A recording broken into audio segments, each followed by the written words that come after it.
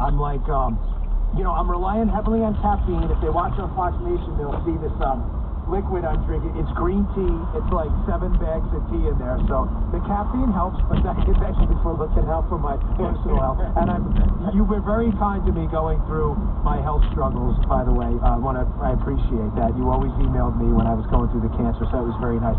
But I said to the thank you for that. I said to the guys, we got to get Chris on because I'm serious. Like I know you and I, we're both, city guys, New York. We're both kind of, we're both screamers a little bit. But I'm serious here. Like this story's pretty fascinating. You have this Patrice Cullors, right?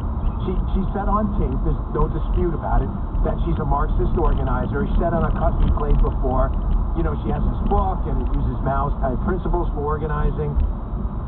I mean, isn't that kind of hypocritical then? Accumulating $1 million portfolio, putting a fence around your house? I mean, that seems kind of grifty, doesn't it?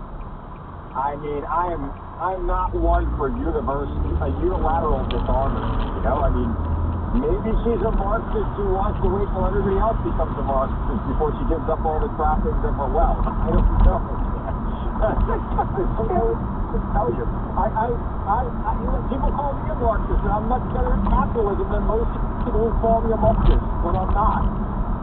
Well, but isn't that kind of weak, though? I mean, listen, I'm a capitalist. I believe in capitalist principles for liberals, too.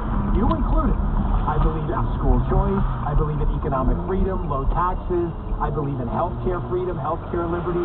I don't care if you're a liberal, progressive, Democrat, whatever you call yourself. I believe in those things for you, too. It seems like Patrice Cullors, who's running this group, though, seems to believe that Marxism is better for everyone else, just not for her.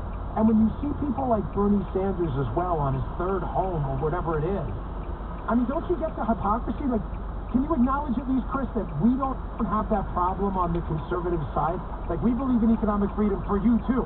Like, not just for us. Well, look, Dan, there's plenty of hypocrisy to go around. A lot of people are telling people how to live their lives.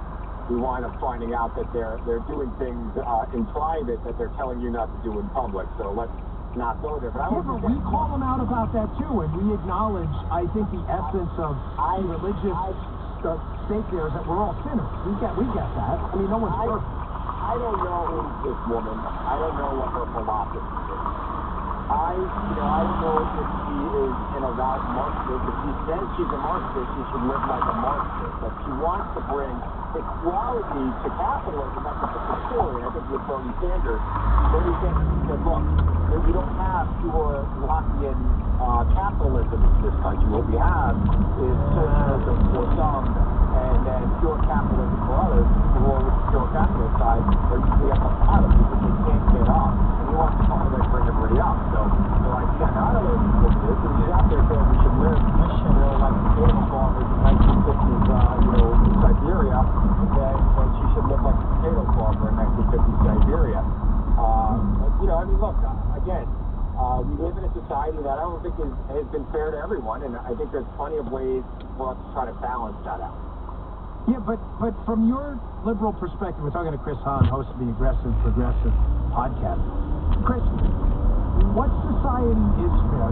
Friedman asked Phil Donahue this once, and I hear this a lot from liberals when I'm debating and when I'm on Fox. I think you and I have debated this probably on Judge Shaheen at some point. We had so many debates, but what society is fair? And why do you think government entities, politicians, and bureaucrats in the government are interested in fair and not interested in their own power? What example do you have of that? Well, Dan, this might surprise you. I don't think that there's anything fair. I don't think life's fair. I can't point to an example of a fair society. There is no fair right now. I think that people have to understand that there are some people who have different ideas of how to make things more fair. If you're a progressive, you might want to see a fair society that has government helping create the fairness. If you are, a conservative, you might think that the government needs to get out of the way of business to create a fair society. The truth is somewhere in the middle, right? We need... I mean, that's the problem. I don't think it is. I don't think it is in the middle, because I can produce evidence of greater equity in society's economic freedom. But the socialists and liberal Democrats